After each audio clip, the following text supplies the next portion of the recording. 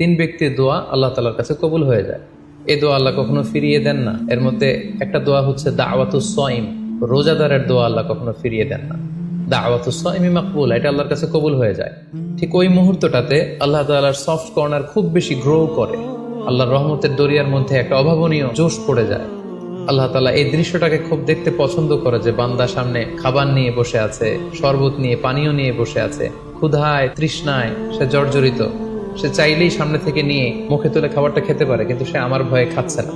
তখন আল্লাহ তাআলা এই দৃশ্যটা দেখতে বড্ড পছন্দ করেন। ঠিক এই মুহূর্তে আপনি যখন বুদ্ধি করে আল্লাহ তাআলার কাছে চাইতে শুরু করবেন, কায়মনো বাক্যে চোখের পানি ছেড়ে, আপনি চাইতে দেরি হবে, এই দোয়া আল্লাহ তাআলার কাছে কবুল হতে দেরি হবে। তাই এই ভুলটি যেন আমরা না করি, এই বরকত যেন আমরা মিস না করি। প্রতিদিন খেয়াল করে ইফতারের পূর্ব মুহূর্তে দোয়া করুন। আপনার কি চাহিদা, আকুতি মিনতি আল্লাহর কাছে আছে, আপনি পেশ করুন। বছরের অন্য সময়গুলোতে রাত 4টার দিকে উঠে আসলে অনেকের পক্ষেই তাহাজ্জুদের সালাত আদায় করা সম্ভব হয়ে ওঠে না।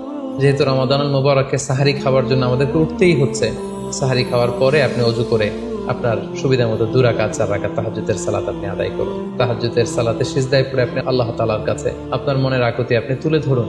এই মুহূর্তটাতে, তাহাজ্জুদের এই সময়টাতে আল্লাহ তাআলা প্রথম আকাশে মনোনিবেশ করে তিনি ডাকতে থাকেন, কার কি লাগবে, কার খাবারের দরকার, আমার কাছে চাও, আমি খাবারের ব্যবস্থা করে দেবো। কার রিজিকের দরকার, রিজিকের ব্যবস্থা করে দেবো।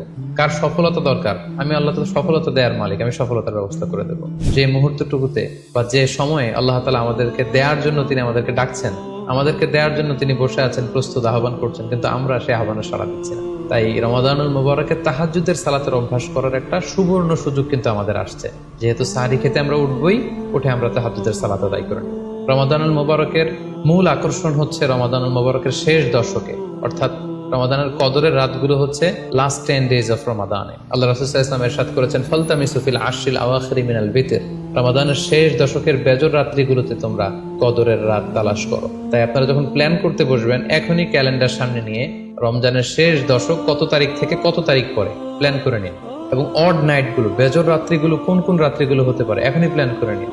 যত ধরনের ব্যস্ততা, যত ধরনের ঝামেলা, যত ধরনের দায়িত্ব, এই কাজগুলোকে আপনি আগে পরে সেরে নেবেন, কিন্তু এই 10 দিনের স্পেশাল টাইমটাকে আমাদের ইবাদতের জন্য রাখা উচিত। আল্লাহ রাসূল সাল্লাল্লাহু আলাইহি ওয়াসাল্লাম রমজানের শেষ দশকে যখন তিনি পৌঁছতেন, তিনি তখন এমনভাবে ইবাদত করতেন, তিনি কাউকে চিনতেন না, কারোর সাথে বেশি কথা বলতে চাইতেন না।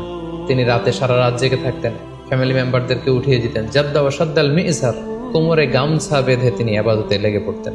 এই শেষ দশকে তিনি এত ইবাদত করতেন, বছরের কোনো সময়ে আল্লাহ রাসূল সাল্লাল্লাহু আলাইহি ওয়াসাল্লামকে এত বেশি ইবাদত করতে কিন্তু দেখা যেত না। তাই এই শেষ দশকের বেজর রাত্রিগুলো যেন আমরা মিস না করি, এবং শুধু 27 রমজানে আমরা কদর হিসেবে পালন করব, ব্যাপারটা যেন এমন না হয়ে যায়। কারণ যদি কোনো কারণে কদর মিস হয়ে যায়, এটা হচ্ছে খায়রুম মিন আলফি শাহর, 1000 মাসের চেয়েও সেরা। ওই এক রাতের ইবাদত হচ্ছে 1000 মাসের ইবাদতের সমান। এবং আল্লাহর হাবিব সাল্লাল্লাহু আলাইহি ওয়াসাল্লাম বলেছেন, মান হুরিমা খায়রাহা ফাকাদ হুরিম, যে কদরের রাতের বরকত থেকে বঞ্চিত হলো, হি ইজ দ্য লুজার। এই বরকতের মাসে নিশ্চয়ই আমরা কেউই লুজার হতে চাই না, আমরা সবাই গেইনার হতে চাই।